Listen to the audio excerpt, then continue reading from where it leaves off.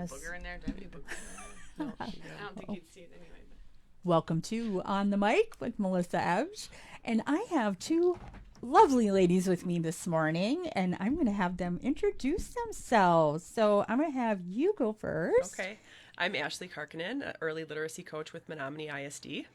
And I am Kelsey Harold, also an early literacy coach through the ISD. Wonderful. Thank you guys for coming on in this morning. Thanks for having us. Yes, I'm excited because this stuff is so cool that you guys are doing. I mean, we talked a little bit off air, but I can't wait to get into the little meat and potatoes of this. But so what have you guys been doing as literacy coaches? I imagine this is pretty busy. I mean, is there a lot that you guys do? Tell me about it. Yeah, one really exciting thing that we do as literacy coaches is try to apply for grants. Ashley's an amazing grant writer. And in the past few years, we've had about 100 IMSE vouchers that the ISD has received in the local districts. Wow. And that has been, the training that we have provided has been at about $147,000 value. Wow. Yeah. Wow. And that's all in regards to literacy. Wow. So pretty amazing work. That is. Yeah. A lot of money spent on them. Yes. So that's all professional learning, and that was for, early literacy, and we were able to include some special education teachers with that. It's multi-sensory, systematic instruction, so it's really exciting. It was the first time they were ever in the UP to do an in-person training, which for 2 years in a row we got that. With and actually NWTC was a great partner and gave us space, so we really thank them a lot.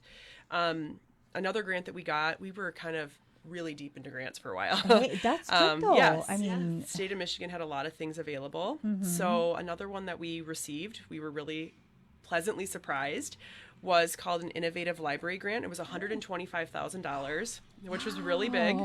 And what was really cool about that was that library was really meant to be innovative. So it meant school libraries, it meant classroom libraries, it meant public little library spaces, it meant anything that really provided access to literacy that other people could have free to them. Those little free libraries. Yep, everything. So we were able to work with the community libraries, SPEES, and the Menominee County Library. Oh, nice. So they updated a lot of things in their facilities with the money that we were able to give to them, including, SPEES completely made a new teen room, and that was fully funded, I believe, through the grant.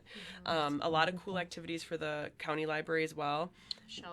Shelving and a movie projector with their book club groups and things like that. It was really fun to work with them.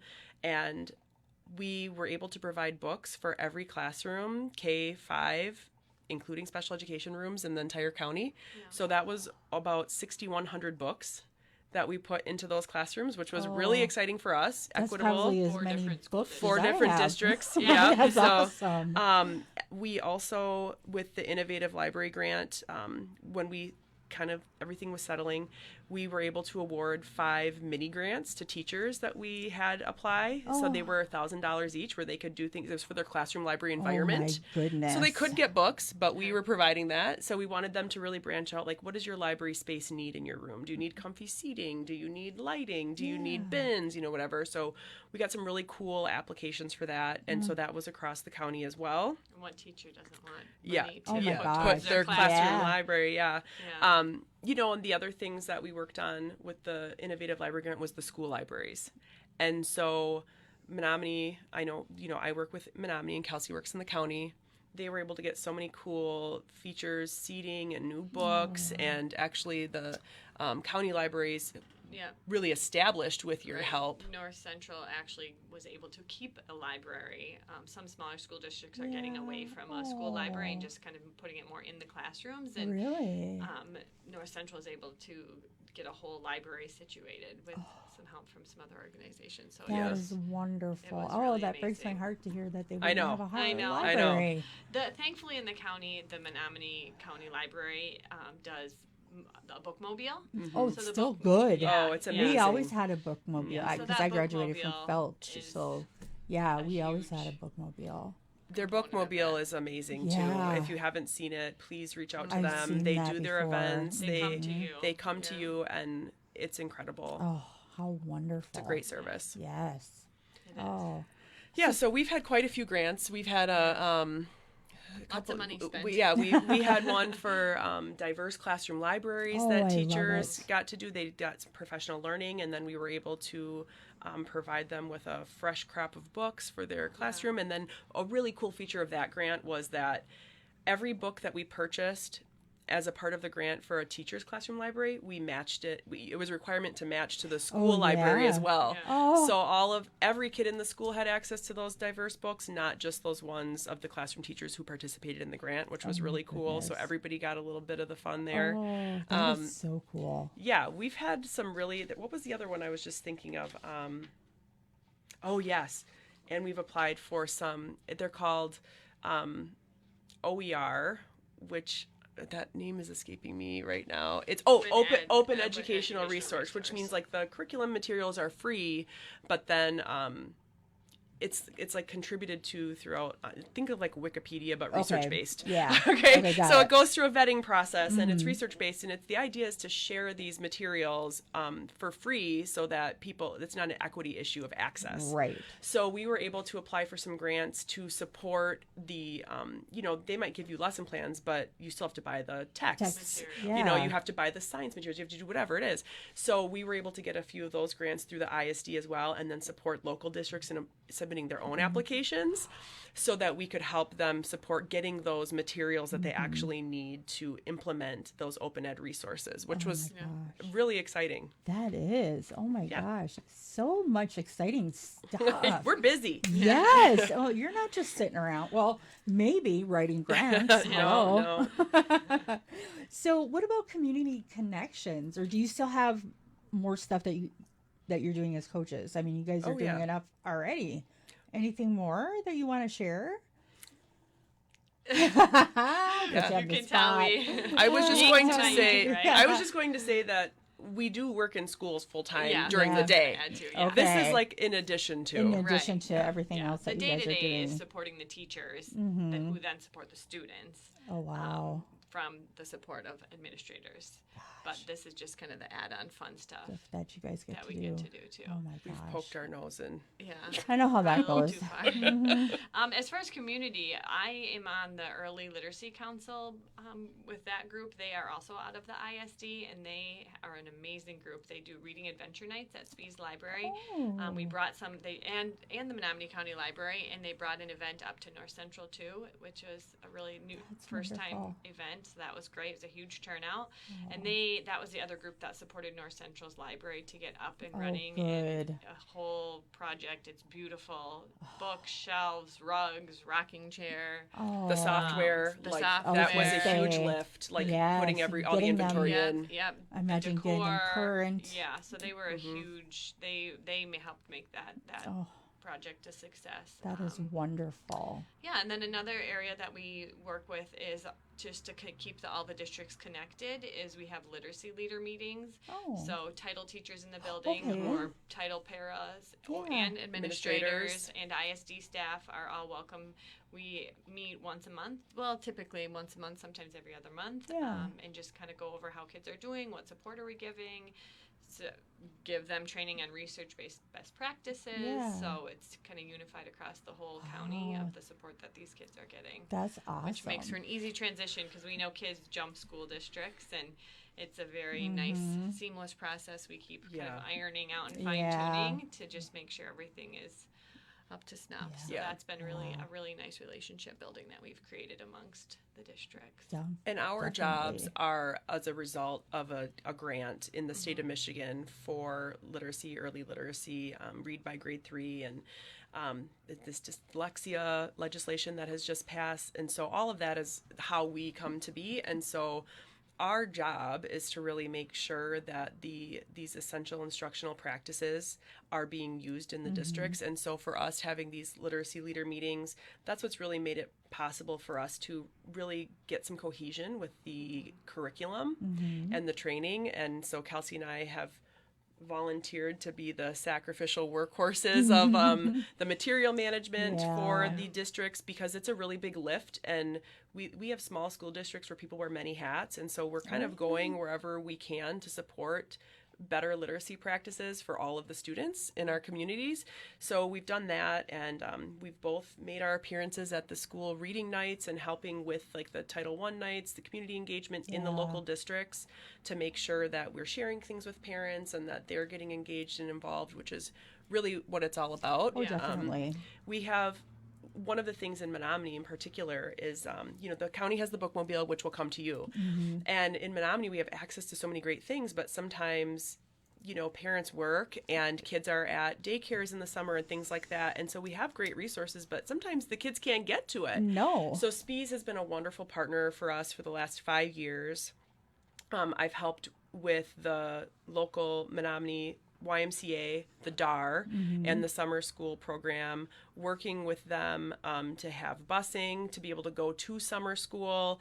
And then the other thing would be SPEES Library working with me with the DAR and the Y to provide weekly read-alouds that go with their themes. Yeah. And so instead of the kids missing out on the summer reading program, SPEES has really made it possible that not only do they provide books every week that they swap out for those locations for kids to do their own individual reading, they provide read-alouds that go with the theme for the staff, and then they go every week so that even though the kids can't maybe come to the event at SPEES, somebody's still coming so they can get their weekly tokens and all this stuff through the program. And so that partnership is amazing, and there's more to come, I'm sure.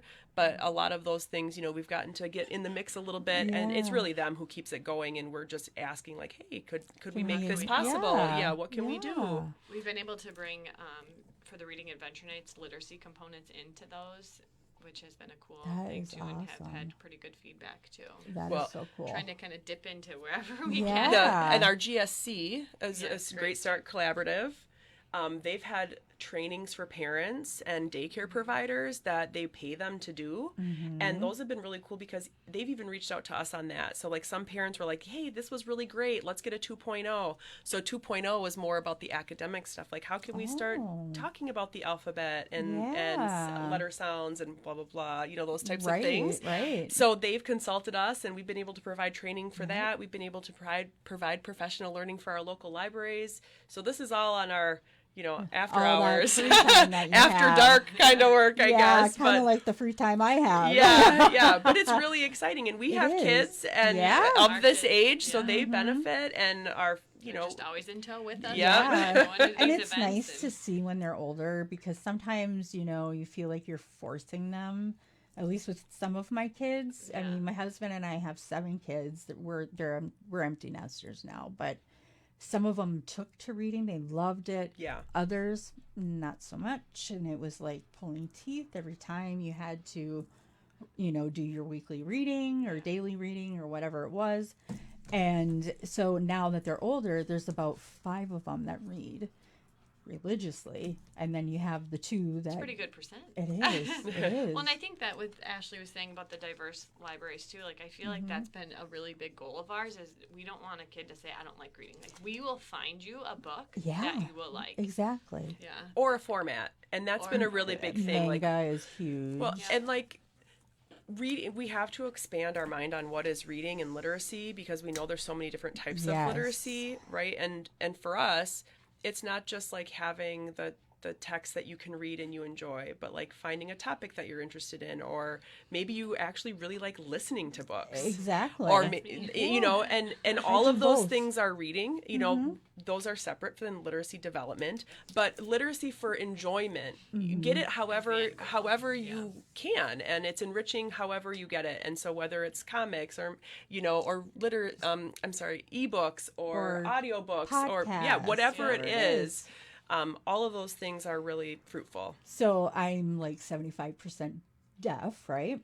And we've always watched TV with the subtitles on. Oh, yeah. And I told someone their child is young, and they were talking about reading and this, that, and how they read and da-da-da-da-da. And I said, turn the subtitles on your TV. And they're like, started laughing at me. I said, don't laugh at me. If they're going to watch that TV, they're going to learn how to read. Yeah. Turn the subtitles on. You think about it. I mean, and our kids, they learned how to read very young, but the subtitles were It's really The interesting. subtitles. In classrooms, though, it's Think really about it. interesting because there's a lot of videos, that we Yeah. use for all sorts of things in the curriculum. And it's interesting. Kids will have preferences about, like, can you turn the subtitles on? And some people are like, I don't like the subtitles. But they already know. They have so much more access to this assistive or just, their preference of support. Exactly. And it's great that they have the choice. I know. Yeah. I wish I had like subtitles when I was younger. I would have watched TV with subtitles. It doesn't bother me. But other people, they're like, oh, God, I didn't watch that. I see all that stuff everywhere. Well, once you start, then you can't Then stop. You can't stop. Yeah. It's like Cannot Pringles. stop. It's like, yes, and I'll go visit like my mom or something and she doesn't have it's like subtitles. But, so if anybody has questions about literacy, or if they just want information about it, or they want to talk to you guys, how do they go about that? Who do they call, or can they email somebody, or what do they do? Go We online, have or? the mc-isd.org website is our ISD's website, and there's contact forms there. There's a lot of information about the other groups that we talked about today too, the GSC and the ELC. So that's a great place to start.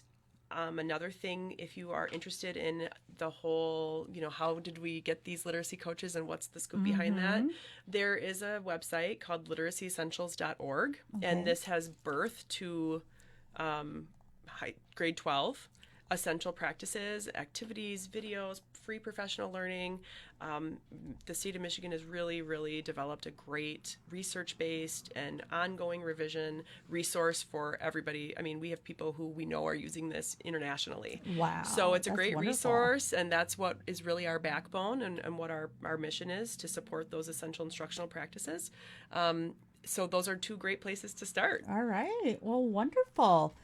Thank you guys for coming in. This stuff is like right up my alley. Ours so too. Yeah. I love it. Love it. Love me some books. Yeah, I'll have to tell you about how many I have. So it's an addiction.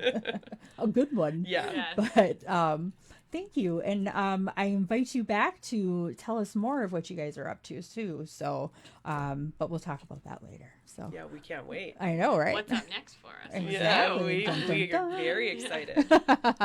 All right, ladies. Thank you again. Thank And you. yes, and we'll see you guys tomorrow. So have a